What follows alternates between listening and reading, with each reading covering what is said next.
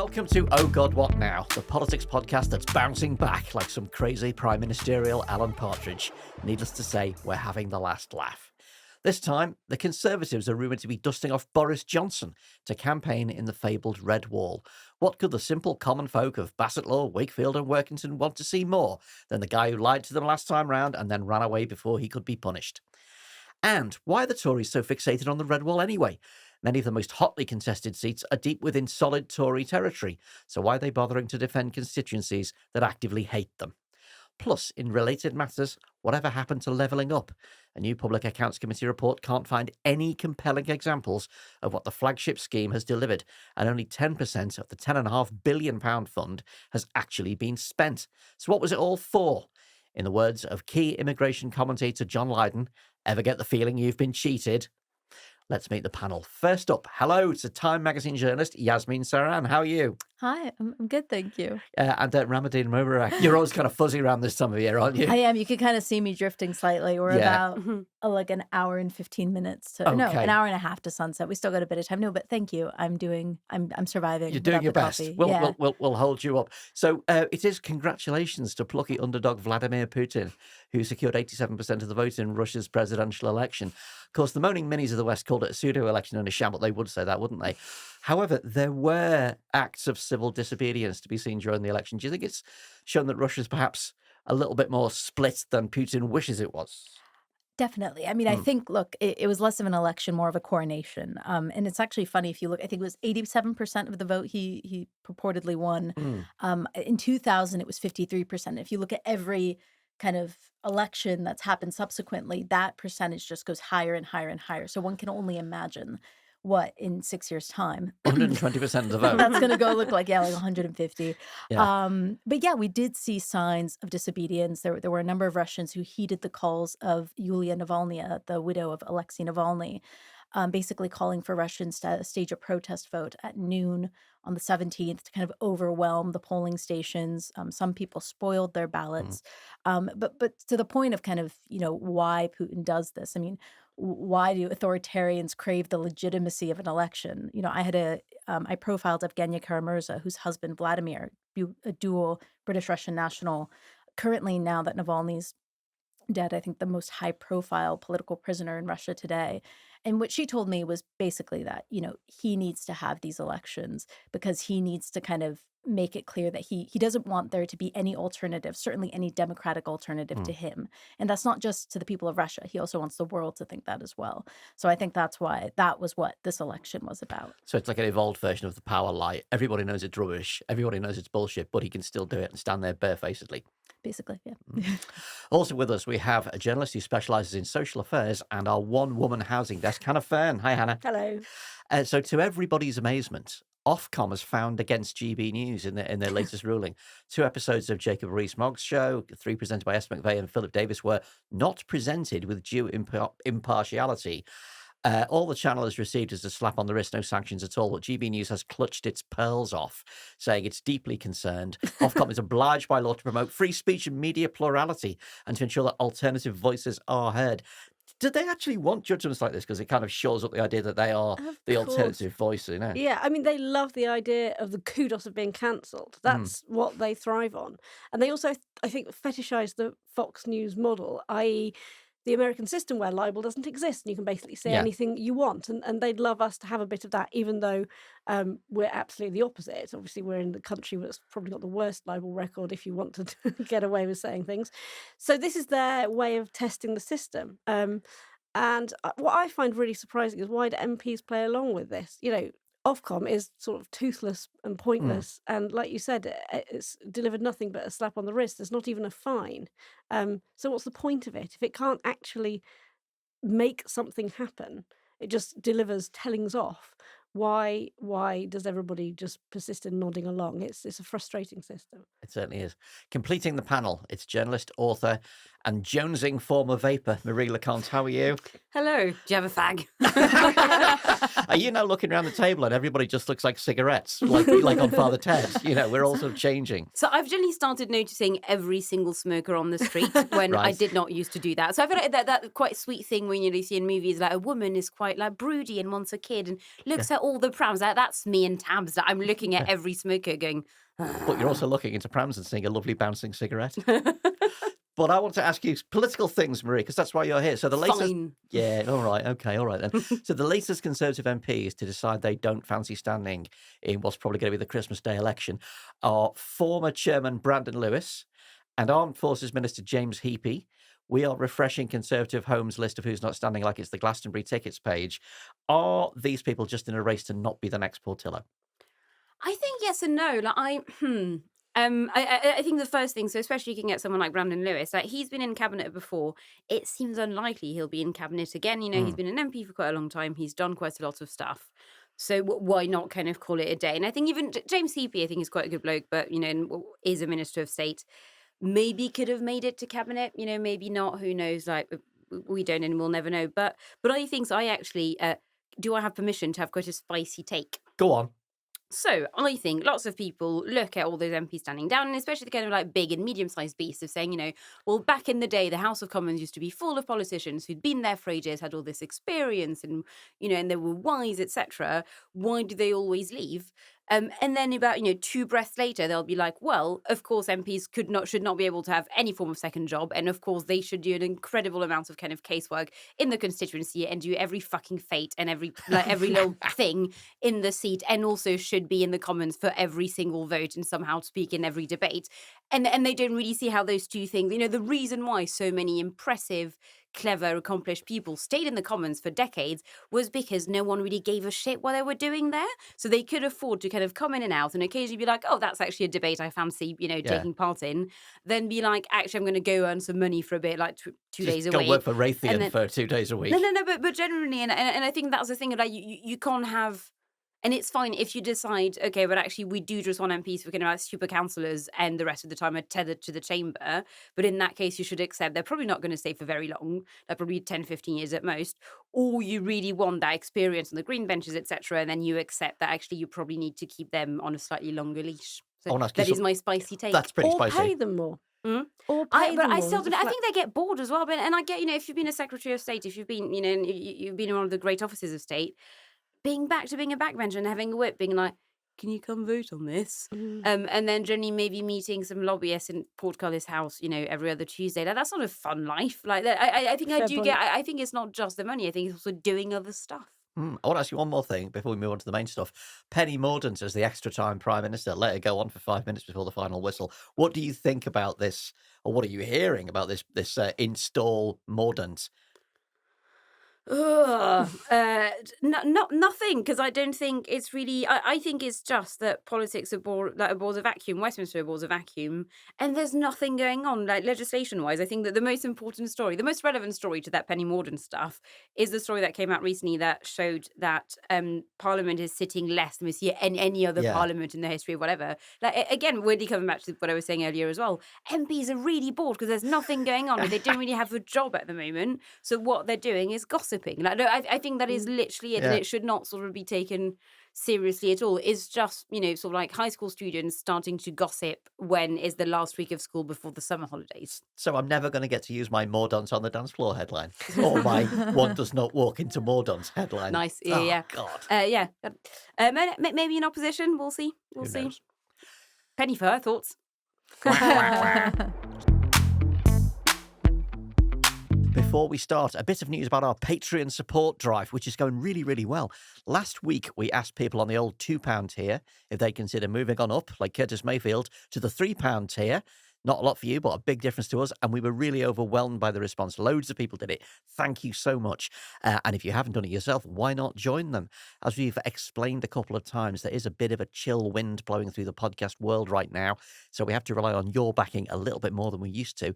And we're very grateful for every spare penny that you can send. So if you're a Patreon backer, and you can afford an extra £1 a month, less than the price of a Mars bar, then please consider going up a tier. Just go to memberships on your Patreon page and you can upgrade with one click, and we will love you for it. And if you're not a Patreon supporter at all, now is the time to join. We're going to have some live show news soon, and Patreon backers are always first to get early bird ticket access and a discount too. Follow the link in the show notes or search Patreon, Oh God, What Now? Every penny helps. Do you see? Yeah. Kind of blank. Yeah. Now, red wall, brown trousers. If you'd mentioned the red wall to most people prior to the 2019 election, they'd have stared at you blankly. Since then, the idea of a belt of Labour heartland constituencies across the North and the Midlands, which turned Tory for the first time in decades or sometimes ever, and would stay that way, has become a political touchstone for the Conservative Party, proof that they'd change Britain forever. But is the red wall about to be rebuilt? YouGov polling suggests that every one of those seats could go back to Labour in the next election.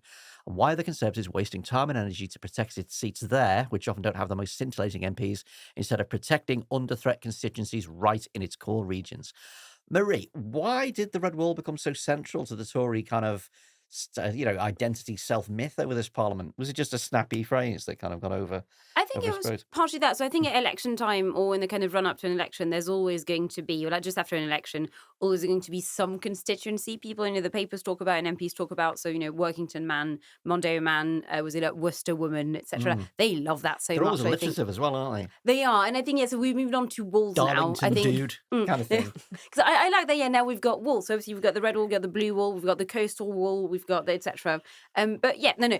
I think the red wall is an interesting one because basically you have to think about the fact that election happened in the aftermath of years of Brexit kind of like psycho drama where everyone went mad. The Tories hated the Tories and were at war with the Tories against the Tories. And then that happened, and that was kind of meant to be the we're putting it all behind us kind of election. And they were in dire need of something to unite them again and something to give them an identity that felt cohesive, even if it wasn't actually cohesive, of saying, okay, fine, we're done with, there were the Cameroons versus the Brexiteers, etc. Like, we're putting all of this behind us. We're now the red wall guys. Yeah. Apparently it was coined by a researcher for UK and a Changing EU called James Kanagasuriam, and I wonder if he should have copyrighted it and sold merchandise like I should have done with Landfill Indie. T-shirts and stuff. So I actually know James as it happens. He's a great guy, and I think it's mostly the fact that people are misusing what he meant. Like the red wall is actually voters who basically should have been Tory for quite a long time. So in bits of the north, saying that actually they had quite Tory lives. So they'd bought quite a nice gaff. They had one or two like quite nice cars. They'd go on holiday, etc. So they had the lives of like traditional Tory voters, but because of tribalism, because the Tories weren't really appealing to them for quite a long time, they were still Labour voters. What happened in 2019 was that they finally went, oh, hang on, we're kind of more naturally at home with that lot. So it's really not people kind of like living hand to mouth in like left behind towns, etc. Like that's not what the red wall ever was. It's a wonderful character of the North there. Thanks, Marie. No. But we all live in bins. Yeah. No, but that's my point of saying that it's not that. It's actually people who have like quite nice lives. Yeah. We do. We have lovely lives in the North. What do you think of the wisdom of sending Boris Johnson to campaign in the Red Wall? I mean, Tory says it's not going to happen. Why would he want to save the backsides of MPs who've removed him as Prime Minister? How do you think he'd go across? I mean, probably not. Well, I think also one of those things. Also, I think one of the things that's worth mentioning is that this may seem obvious, but apparently it's not.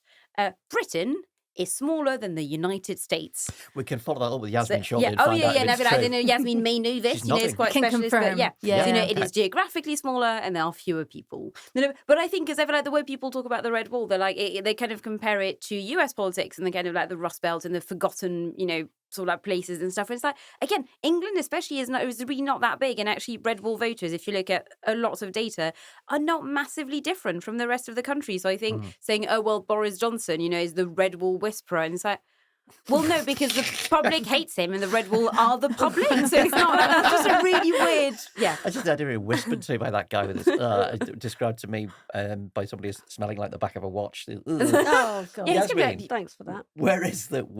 Is there a red wall in America, or is it just too far too vast?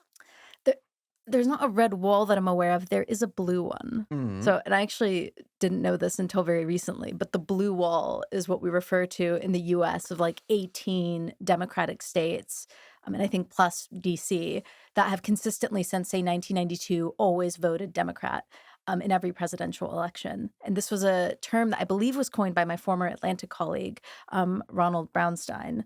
And basically, those states, I think if you put them all together, it's like 242 electoral college votes. So he coined it in 2009. But I know when I read about it was when I believe he was writing in 2016 about Hillary Clinton and potentially Trump kind of taking some of the red wall seats. He described it was Pennsylvania, Michigan, and Wisconsin as being the loosest bricks in that wall.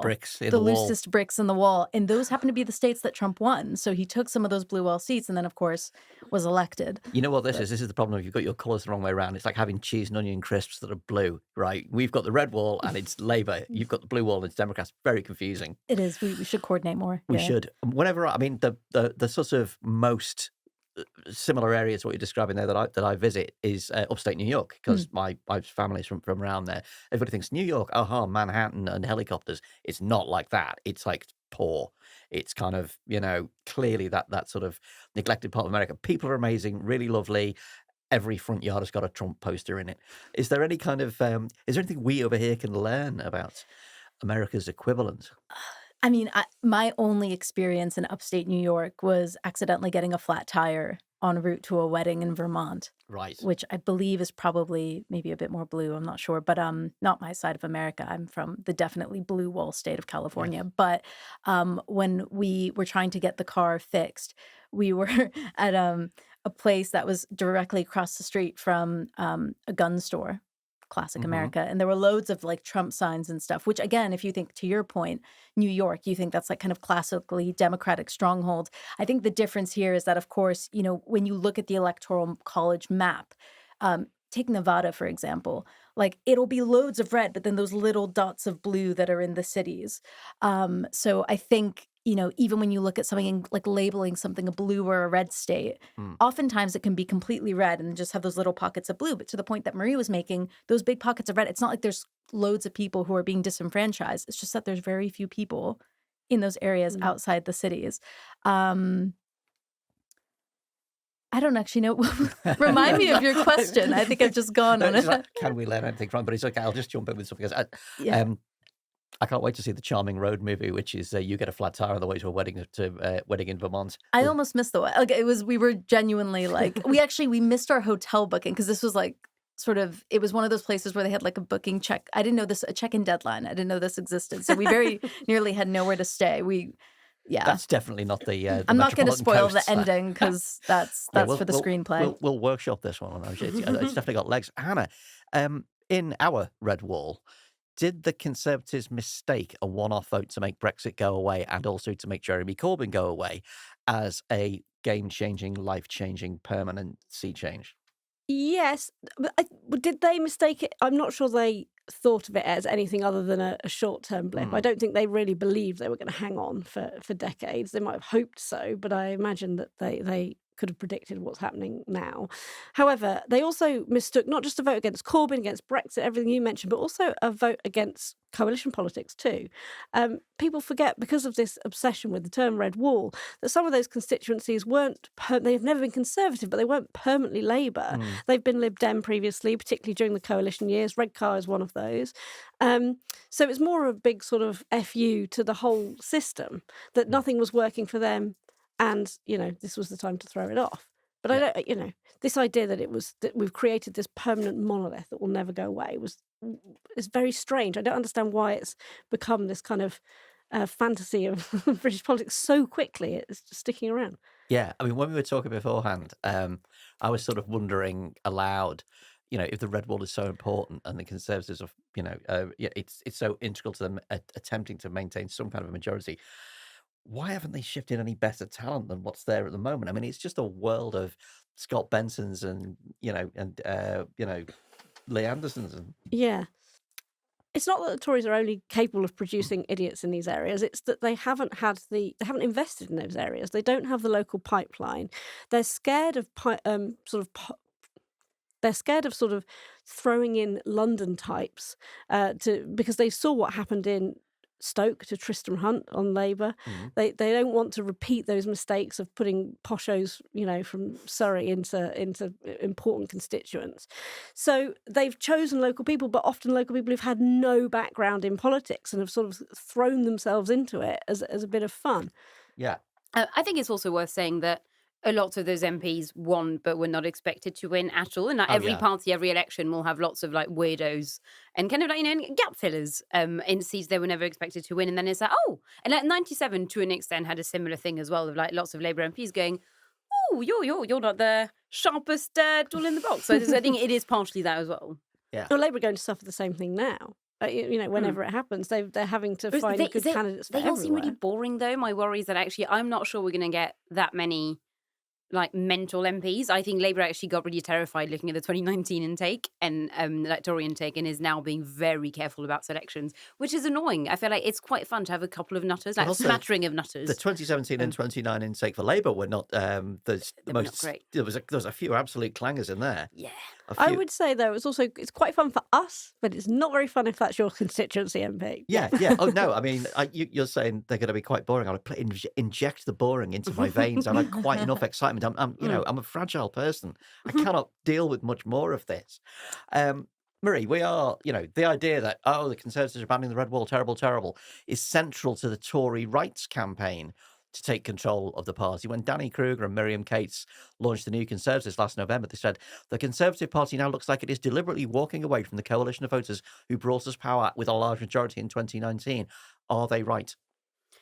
So I think they are, but not for the reason they think. In that if you look at the 2019 Conservative offer, what that was actually quite left-wing economically and not very conservative. So lots of state spending, which again, ironically, I think those on the right of the party are entirely allergic to. So when they say, well, we need tax cuts, it's like, no, they don't want tax cuts. Like they want to be able to see their GP, and they want, they want really good public services, but also they want.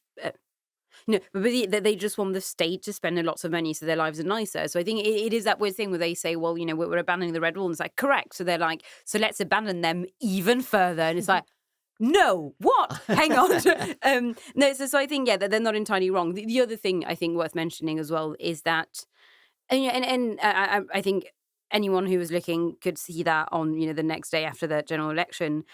And as often happens, I think, with a big win, but especially with this one, there's a point at which an electoral coalition just becomes too unwieldy. But especially because they built theirs from, Cameron in 2010 and then in 2015, Theresa May in 2017, obviously Boris in 2019. Like they built this sort of like Jenga tower with half the pieces already taken out, but that was technically very tall of an electoral coalition. That was never going to last. I think even if they're going to see, and then we've had two other prime ministers since then who are hoping to add again, even more. Like that was never going to work. So there's a point at which it does become a zero-sum game. So you can't please the Red Wall without pissing off the Blue Wall. You can't do X without pissing off Y, etc. So I think that the Tories have ended up at this stage where they're probably going to need to just pick something and alienate others, which they're clearly sort of unwilling to do. So they're looking like they're just going to lose everyone instead. Yeah, just pick a hill and die on it. No, exactly. Yeah. And they're just a bit like, what if we do a little bit of everything and sort of kind of nothing at the same time? And it's like, great, yeah. The Blue Wall's not really a wall so much as a nice little trellis, isn't it, really? Walls are a bit sort of bricky and sort of brutal. Hannah, the Conservatives have been smashing the buttons marked small boats and woke to bits to no avail. Redfield and Wilson are polling in the Red Wall, and they've got Labour on a steady 20% lead, just like everywhere else. As Marie says, Red Wall people, they're people. Is there any way for them to turn it around? Or has the Red Wall, like everywhere else, just had it up to here with them, do you think? I think they've had it up to here with two things. One is obviously the British economy, the cost of living, the state, the reason that everywhere is fed up with them. But they're also fed up of being called the Red Wall and being told that they're going to be levelled up and everything and being treated as this kind of weird, quirky thing up north. Yeah. And that really grates after a while. Just to wrap this up, because we're going to be talking about levelling up after the, in the next topic. But Marie, I wanted to ask you about this. Anthony Wells at YouGov says everyone keeps talking about the Red Wall seats that the Conservatives won last time, but that may leave them fighting the last war. It's now suburban and semi-rural areas that are actually in play because the Conservatives are such a mess. Are the Conservatives about to make a terrible, terrible misjudgment by thinking that, basically putting their troops in the wrong place? I like that you said that while grinning like the Cheshire Cat. Yeah, Do you think they're threatening- making a terrible I'm threatening mistake? myself at a good time. Yes. Yes, but I will say in their slight defence, I think that happens quite often. I would say probably every election, one of the parties just gets hit by a big dose of hubris and is just like, and of course, we will fight, like those seats, etc. When it's like, oh no, my God, like, you could not go for those when you're barely protecting. But no, so I think the problem is, and that's quite often due to the party chairman, CCHQ, etc., have to deal with that, or the Labour equivalent. It is really hard to go to MPs who are in quite marginal seats and not even very marginal seats and go, I am so sorry, we're not going to spend a single penny on you because we all know you're fucked. So, like, you're on your own. You're not getting volunteers. You're not getting leaflets. Like, you kind of think it is partially that as well, but like you just can't abandon too many of your MPs. So they just have to be like, oh yeah, you have a you currently have a Conservative majority of 300. Yay! Of course, we'd love to help. We'd love to because we can win. Yeah, not even a little bit of Hester money, not even a tiny soupçon. So do we think then, is Red Wall going to join Mondeo Man and Alarm Clock Britain, and what else did we come up with? Worcester Woman. Worcester I Woman think and- definitely.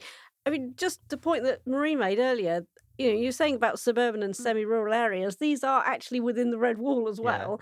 And actually, funnily enough, the comedian Mark Steele was saying to me that when he goes and does his in-town shows in these places, the people who are voting Tory, exactly as Marie said, are people who, because their house prices are not as high, have a much better quality of life than people on similar salaries in the South, and they're just become Tory voters. And so the idea that that it's not suburban and semi-rural voters that are in the Red Wall is farcical. Yeah, I just wish that lots of the people who moan about the metropolitan elite could just have a quick look at the metropolitan elite's houses.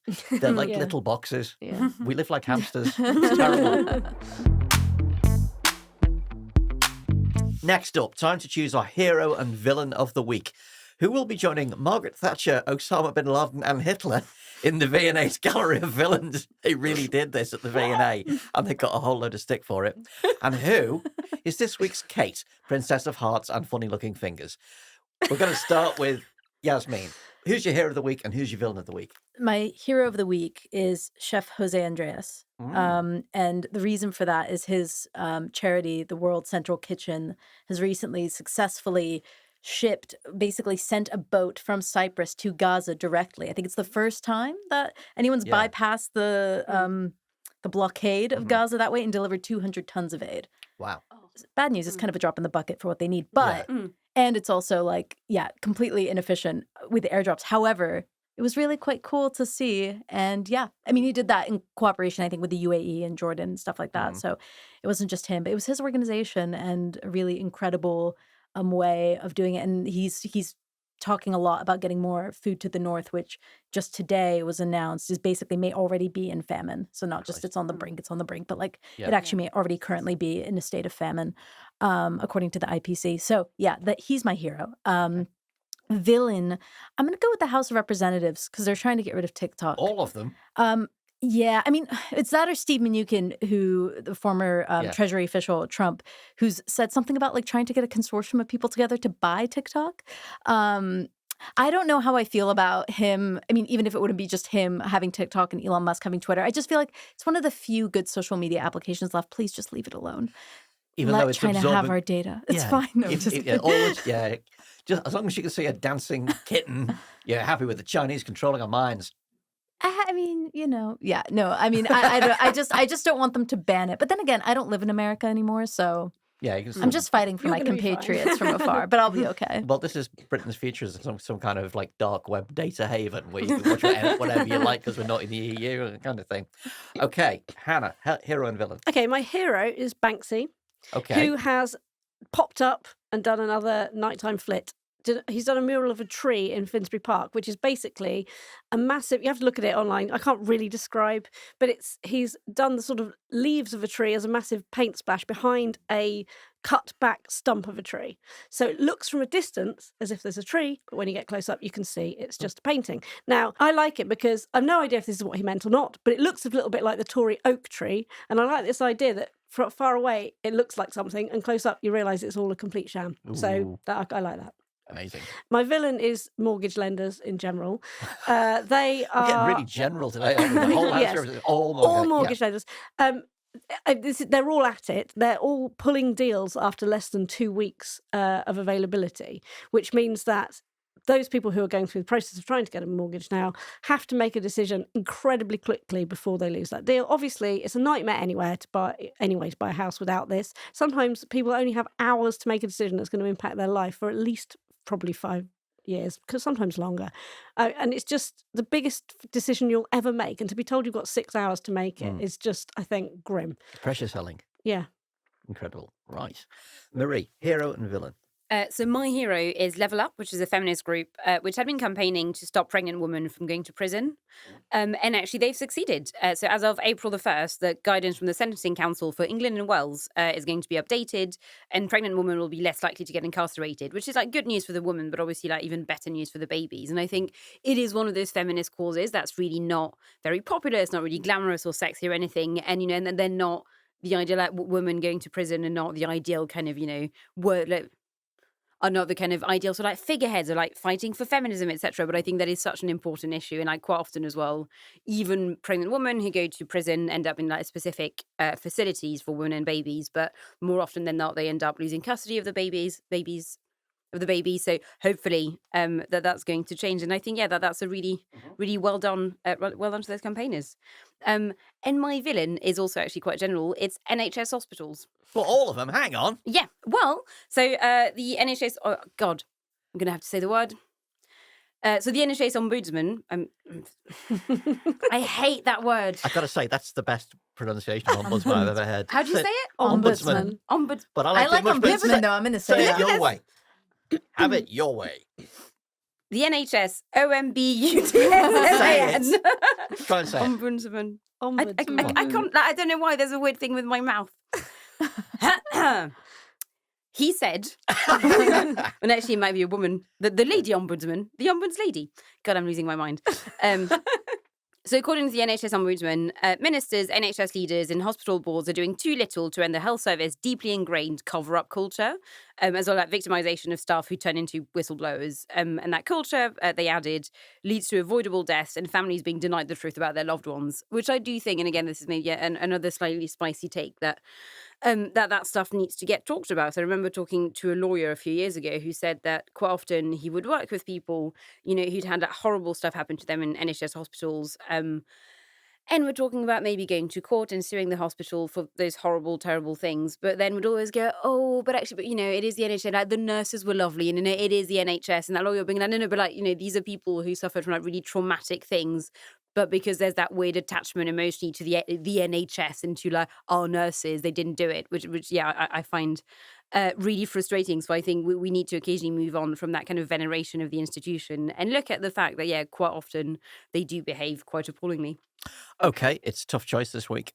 Hero, I'm going to go with Chef Guy with his food delivery, because that's a really important thing that's going to actually save lives immediately. One hopes. Villain, very, very tricky this. I'm sorry, I'm not going to give it to somebody who's getting rid of TikTok. It's only TikTok, man. Come on. I think the villain is, if I make the NHS hospitals the villain, we will lose all of our Patreon backing, and they'll probably go and burn the studio down as well, the listeners. So I'm going to go for mortgage lenders, because everybody hates those guys, and for making the getting of a mortgage into a very expensive game of whack-a-mole. The only way to make the NHS better is to be realistic about its failings. Okay. But, Have you ever thought of going into politics, Marie? So why exactly is the Red Wall falling? A big part of that collapse has been the total failure of the Conservatives' much vaunted levelling up agenda. Boris Johnson promised to rebuild neglected parts of the country in his 2019 election campaign. Not much happened, and the following Prime Minister did not show very much enthusiasm for it either.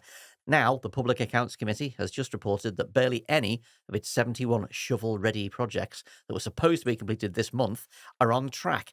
Only a tenth of the allotted £10.5 billion of funds has been spent by councils, and only around a third of that £10.5 billion has actually been handed out by Michael Gove's Levelling Up department. The UK has some of the highest regional inequalities in all 38 OECD countries. not just between London and the southeast and the rest of the country, but also between cities and the suburbs and rural areas that surround them. London itself has great wealth alongside some of the worst poverty in the land.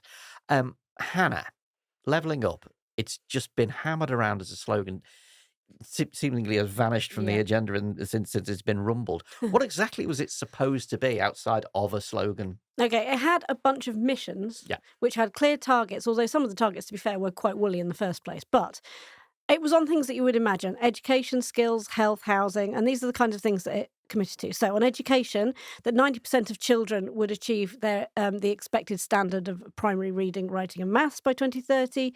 That around skills, 200,000 people a year would receive high skills training to help them get better jobs, and 80,000 of those would be in the lowest skilled areas. On health, that something would be done about the gap in life expectancy, that it would narrow, and by 2035, healthy life expectancy would rise. That well-being and pride in place would improve, so that everyone was more equal. That by 2030, for private renters in housing, there would be a better secure and better standard of housing, so better quality, less mould and damp and all of that, and that would have fallen by 50%, with the biggest improvements in the worst areas. Brackets, the worst areas are London and Birmingham, which are not necessarily places you would think of as levelling up agenda. And the other things you'd imagine, like crime falling and better local leadership and so on. But if you look at like some of the data around this, the gap in life expectancy, I mean, that's literally down across the board. Yeah. So rather than levelling it up or creating better life chances for people in the most impoverished areas, everybody's in a worse situation. So some of this hasn't happened, not because of a failure of the levelling up agenda specifically, although there are clear failings. It's just because it's a failure to run the country properly at all. Yeah. So I actually think that, yeah, the some of the reports that have come out this week that have shown how flawed the policy is, the underpinning narrative isn't just that the money hasn't been spent as effectively as it might. It's also that the economy is stuffed. So And what can you do about this kind of stuff when you have a terrible economy? Yeah, it's hard to do a levelling up agenda when you're actually pursuing a levelling down agenda across the entire country. Is there any evidence that any of it has happened? Some things have happened. So there has been a better spread of decision making by taking civil servants out of London. There are better civil service jobs all around the country now. Everybody has access to this kind of devolution deal for local government. Not everybody's chosen to take it up, but there is this kind of broader possibility of making local deals with government. I have strong views about why that's sort of a form of bribery, but nevertheless, that has actually happened. But the problem is, they don't really have anything really exciting to announce because none of it's happened in the time it's supposed to have done. Well, for the submissions, The Guardian reported that one of the examples given by Gove's team was the extension of a tramline in the West Midlands, and another was giving some money to a college in Northumberland. I mean, not to knock either of those things. Yeah. Transport is important, and if you're in the West Midlands, a tramline will be fantastic. I'm sure if you're at that college in Northumberland, you're delighted as well. Sure. But these are not grand things No. to produce in front of a PAC. Well, there's the main reason for that is that a lot of the funding allocations are quite small individually. So, if you've got a lot of college grants going out to deliver skills agenda, then that's going to be a small amount of money to all of these colleges. And if there's delays in a programme, which this report finds everything's delayed, then that might actually be doing something quite positive to access to level 4 education or better skills in that area. But we haven't seen it yet. They can't talk about it because it hasn't come through. Marie, Gove has been levelling up secretary since 2022. He does have a reputation as probably the most able and the most independent-minded minister. That's one of the reasons why he's sort of in his own little fiefdom, sort of slightly in Siberia, isn't he? What does this poor record on levelling up tell us about him? So I will say it's not really my kind of as a policy area, it's not really my specialty, but my understanding from talking to people who know that stuff is that actually the department is basically trying quite hard to do stuff. So especially on the civil service side and the ministers, etc., that they are working quite hard. But obviously, that they do need sign off from number 10 on a lot of stuff, or they need energy and money and stuff from number 10, which they're just not really getting. So I think there's quite a lot of frustration at DLUC, at the department. Because they could be doing more, and they know they could be doing more, but they're not really doing it because, again, the impetus does have to come to an extent from the top, from number 10, and it's not really there. So I'm not convinced it says tons about Gove, but it probably says more about Rishi Sunak. Did you actually call it D-Lup then? D-Luck. D-Luck. Yeah, All right. D-Luck. DHLUC. Okay. Right. Which reminds me, was it when it used to be called Loco Mogo, like, LTMG? And I, in a very serious chat with someone, sorry, it always makes me laugh. And I genuinely said it because I was still trying to get, my head around that kind of those letters. And in the middle of a really serious sentence, I talked about Loco Homo. Hey, that's a vote winner. And then that kind of derailed everything. But anyway, yeah. You've just reminded me of a friend who was doing press for a police force, and her brain got scrambled. And instead of saying that something was under embargo, she said it's under umbongo. This report is under umbongo, and it's stuck to her, I'm afraid. So anyway, That's truly brilliant. it is truly brilliant. What's the view of levelling up from within the Tories, then, as far as you've heard? Were they ever really committed to it? Well, because actually I was going to say, so I still remember really clearly a conversation I had with someone who used to work in Number 10 in the coalition years. And that was quite early in the Boris time, so it was definitely in 2020. And, and they kind of said, they were a bit like, oh, but like, do the Boris people not realise that... Do the Boris people, do they really think that we'd not noticed there was north-south inequality? Or do they think that we didn't want to fix it? And do we think that no, any government in the past 30, 40 years had, either not noticed it or decided not to fix it? And it was a bit like, they were saying, it's a thing where A, it's about 1 million problems in one. B, it needs a lot of investment to fix. And C, anything we do would take a long time. And I remember having that incredibly sort of frustrated conversation with that former advisor who was like, no, but every government has tried. It's not just that we didn't want it enough, like in a fucking kids book. Yeah. So I do think they cared about it. But there was certainly some frustration there of them being like, and we're going to do it because no one else had come up with the idea before, saying, well, the North should not be poorer than the South. It's actually it's both the perfect and the absolute worst Boris Johnson project, isn't it? It's perfect because it's like, I'll just build a load of stuff and I can run around with my stupid hat on and I can drive bulldozers and all this caper.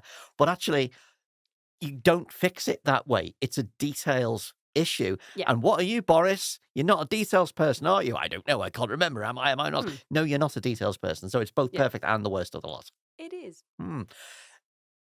Yasmeen, rebuilding the left behind, be it here, be it the Rust Belt, be it, the places Trump talked about, from a certain angle, it is the theme of politics in the 2020s, isn't it? Going to the places that have been neglected for years and fixing them and binding them to you politically, forever. It's a huge part of Trump's appeal. Biden has even tried to do it under the Inflation Reduction Act, as under the guise of that. What does it do to trust in governments when, they promise things so clearly and then don't deliver them so clearly?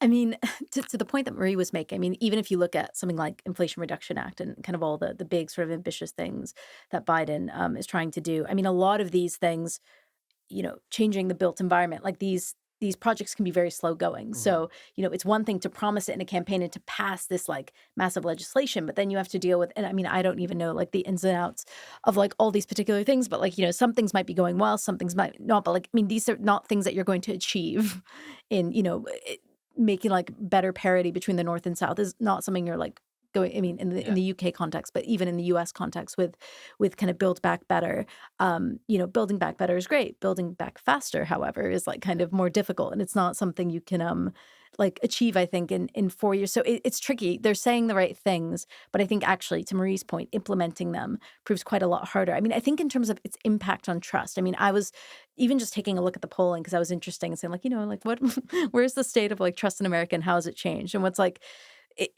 there was a little bit of an uptick in 2020 and 2021. You can maybe imagine why. Our democracy was on the line. And then we're like, oh, great. Okay, everything's fine.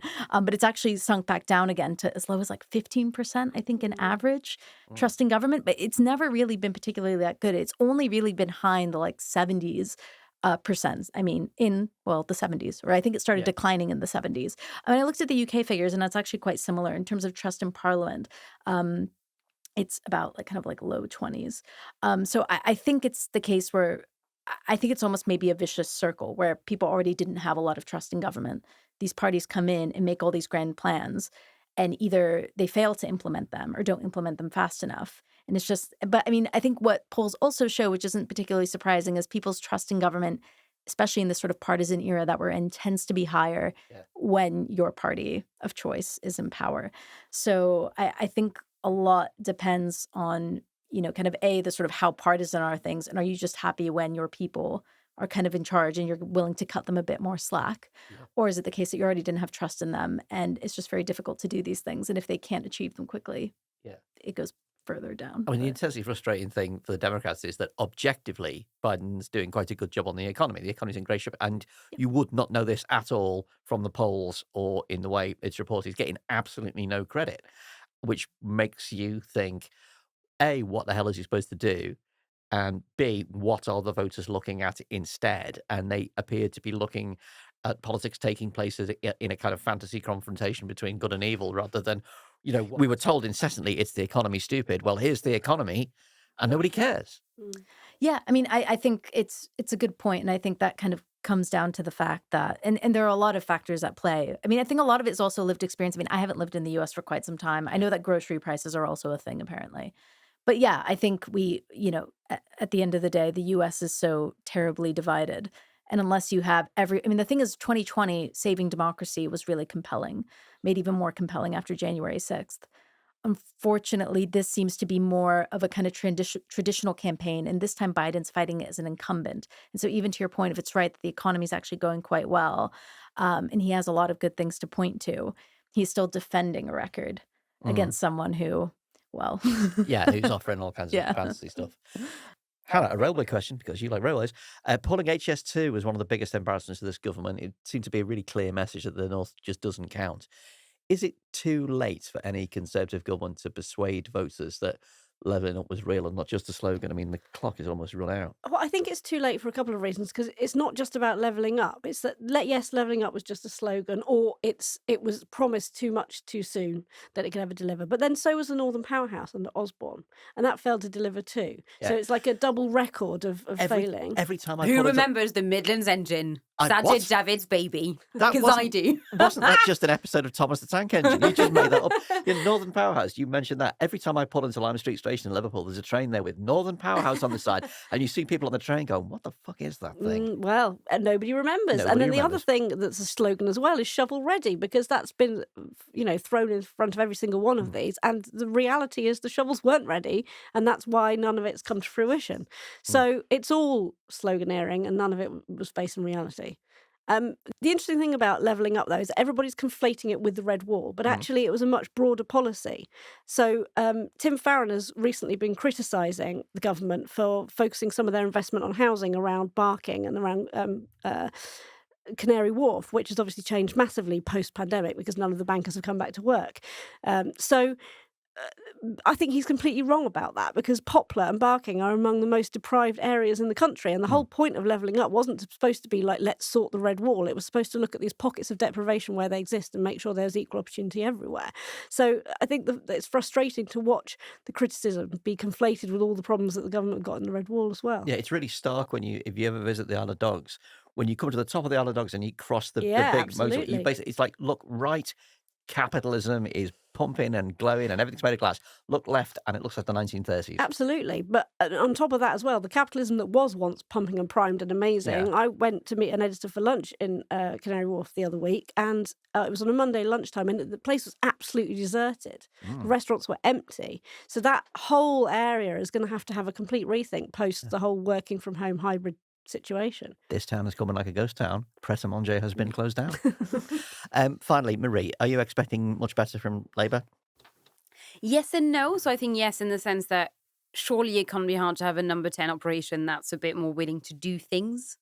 But at the same time, there's not a ton of money about, and it does seem that this version of the Labour Party seems incredibly cautious about any kind of spending, even on stuff like infrastructure, which is not ideal. So yes, I would say yes, it will get better from a low bar.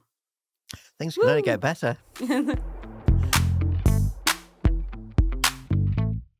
We've reached the end of the show. It's time for Escape Routes. What books, films, TV and similar have been taking our minds off the boiling hell that is the outside world. Marie. I am reading at the moment a non-fiction book. I'm normally very much a novel gal, but no, I picked this up quite randomly. But it's really fun. So it's How Iceland Changed the World by, I'm going to butcher this so bad, Eagle Bjarnason. Are they an ombudsman? It's been so fun. I must simply go. Just seen the time. Very important appointment. But no, and it's really fun. So the subtitle is The Big History of a Small Island. And it's kind of, it's both a history of Iceland as a country, but also looking at all the ways in which it's kind of influenced the rest of the world in ways we may not know about. And it's really interesting. And also I would say incredibly easy to read. Like, I have no attention span, which is why I don't really read nonfiction, because I can't really do dry books. And this is really fun. I think even actually one of the strap lines is the book might be about cold plays, but it's tailor-made to be read on the beach. Oh, fantastic. Yes. So it's a nice combination of like learning lots of stuff, but also in a way that's like easy on the brain. How Iceland Changed the World by, I'm not going to try and pronounce that name. Is Björk in it yet? No, not yet. Not yet. Oh, okay. No, we're still in the 19th century, like where I'm at currently. She'll be in it at the end, I would have thought. Yasmeen, what have you been distracting yourself with? I'm kind of torn between two. Can I do two? Yeah. Well, so I just finished this series called Masters of Air. I think it was Steven Spielberg. It's like these U.S. Army officers in World War II. It has Austin Butler and a bunch of other people. I get really confused because I feel like Austin Butler's everywhere now. So I see him as like in Dune as like, I forget his name now, but that scary looking thing. Yes. And then in this, much more fun to watch in this program. But anyway, very, very good. And then the other thing, because I feel like I come to cultural things very late, Masters of Air probably being the only exception. I've only just started watching the show Rami, which is about a kind of first generation Arab American Muslim kid growing up in New Jersey. It's hysterical. It stars Rami Youssef. And it's just this hilarious, especially around Ramadan, which I think the show at one point describes as Coachella for Muslims, which is beautiful. It just kind of caricatures, but in a really fun, sometimes exaggerated, but sometimes painfully accurate way, kind of a typical first-generation Arab American family. Rami Youssef's in it is great. Hayam Abbas, who's this Palestinian actress, is also wonderful in it. It's just very, very good. So. And what's it on? So that's the fun, tricky bit. It was on Hulu in the States. I coughed up a considerable amount of money to watch on Apple TV. I think you can like buy the 2 seasons. There's a 3rd season. And Rami, if you're listening, I hope. There is a 3rd season that was out as of 2022, but it is inaccessible in this country, which is confounding me. So I'm trying to find workarounds, VPNs, etc. I'm working on it. I can send you some dodgy links. Oh. I hate that though. I hate that when you finally watch something. I watched one series. I can't remember what it was now, and most of it was available, and then there were like 2 series that were just inaccessible. It was really frustrating. So that's Rami, Rami. Is that right? Ramy. Ramy. Okay. Sounds good. Hannah. I am reading Demon Copperhead by Barbara Kingsolver, which is fantastic. It's a retelling of David Copperfield, but in the Appalachian Mountains, current day, but obviously he's born in I think the early 80s. So it starts in the early 80s when the main character is born. It's a fascinating. I mean, it's not really moving away from modern politics, is it? Because it's a fascinating. It's absolutely embedded in modern politics. Yeah. It's a fascinating exploration of the left behind in modern America. And I've actually been to the Appalachians. I grew up with a dad who's incredibly into country and bluegrass. So I've been to that area, and I see exactly the community. I've seen the communities talking about, but it's so perfect. And there's one sort of sentence or just form of words from the early chapters that I just wanted to share with everyone, because where he's describing the monster truck mud rally of child services, which is such a perfect description for how child protection can actually behave. And I think that's true in this country too, let's be honest. And I just thought it was such a great term. I had to write it down. I love this book. I'm buying it. I haven't finished yet, but it's so brilliant. I keep buying it to give to people for presents because it's just so fantastic. Well, mine is a documentary that was on BBC4 on Friday and is still on the iPlayer, and it's called Micro Disney, The Clock Comes Down the Stairs, and it is the story of a fantastic Irish band who you may not have heard of, probably haven't heard of. They were sort of emerged in Ireland in the 1980s, but John Peel was a huge fan. What they did was they kind of married really harsh, cruel, extremely black humor and very dark lyrics to beautiful lilting melodies, the likes of which sort of crossed between Brian Wilson from the Beach Boys and Esquivel and so on. Some of it sounded like lounge music, some of it sounded like pop music, some of it sounded like a nervous breakdown. Carl Coughlin, who was the singer, passed away a couple of years ago. He was a Patreon supporter of this show, and when I got that email saying that he supported the show, I could not believe it, because he'd always been a hero of mine. Also, Sean O'Hagan, who's the other half of the songwriting duo, is also a supporter, and this film tells their story right up to the reunion shows in 2018, which were some of the greatest things I've ever seen live. It's really good. It's really moving.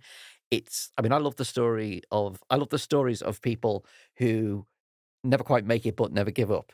They keep going. They do split in the end. They go off to do other musical things, but there's a reunion that is, like I say, quite touching, and I recommend it.